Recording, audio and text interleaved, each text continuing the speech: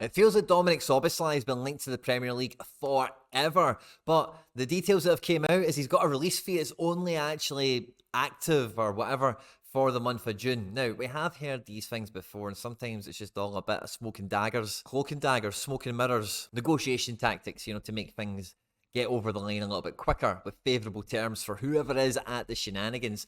But between the two front runners for his signature at the moment, it feels like Newcastle and Liverpool.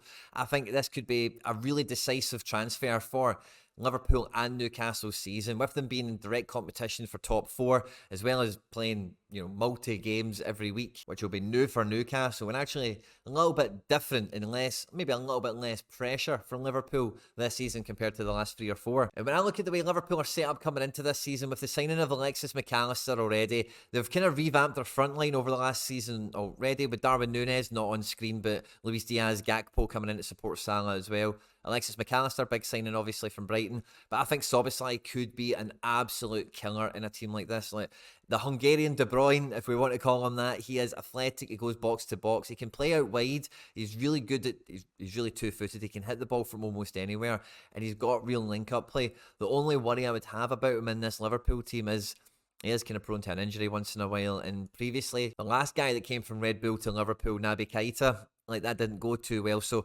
again, guys with an injury record, I do worry about them going into a team under Jurgen Klopp in case they break or whatever. But you know, the guy is growing, he's young, he's getting stronger all the time. He's had a great season at Leipzig, and he's a real leader for his national team, which obviously isn't, you know, Hungary are not that prestigious a country at this moment in time, but I think he would make the step up to Liverpool very well. And I think along with Fabinho or anyone that might come in to upgrade him, but in particular Alexis McAllister, you've got good quality there for a number of years on top of what has been a real dynasty that Jurgen Klopp has created here at Liverpool. And I think Szoboszlai could really help Jurgen Klopp overcome that hurdle of moving through generations. I feel the forward line work that's been done is really good. I think the Alexis McAllister purchase is fantastic, but losing Naby Keita, which isn't any big shakes, but Henderson kind of aging through, Milner's left.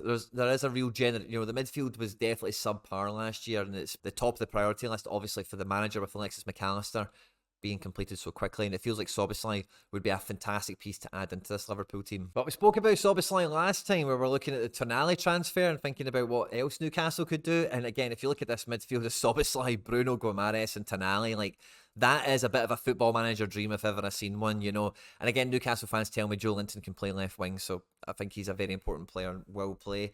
But I think that midfield, like I say, it's proper football manager. I don't know how it would do every week playing Saturday, Wednesday.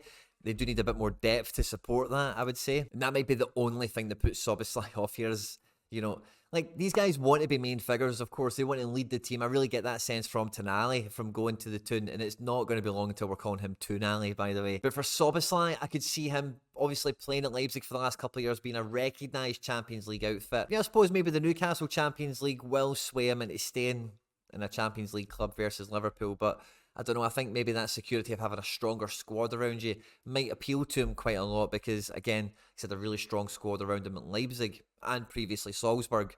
So coming into Newcastle, where, you know, maybe the depth behind him isn't as strong, maybe the quality on the pitch is a wee bit more, like, focused in certain areas, because, you know, the squad is still developing. I don't know. Maybe something else to consider. And then it's Jurgen Klopp or Eddie Howe. Who do you want to be coached under? But he is going to be a huge transfer for whoever signs him. It feels like he's definitely going to come to the Premier League. And at this stage, I wouldn't rule out anything crazy happening, like another Premier League club coming in for him and trying to scoop him up, like Man United or something. Brighton could be empty, really, these days. But if Newcastle lock that in on top of Tonali, or if Liverpool lock that in on top of Alexis McAllister, that fight between Liverpool and Newcastle that there is going to be this year for those top 4 spaces. Man City have got one, Arsenal have got one, and then out of the rest, it's a fight for me. I've got no idea who it's going to be. Let me know your thoughts in the comment section down below. Is Szoboszlai going to actually be that an important of a ripple effect of a transfer, as it were? I'm really excited to hear what you think down in the comment section down below. I hope you've enjoyed this one. Don't forget to like, subscribe, and share and retweet and all that good stuff, guys.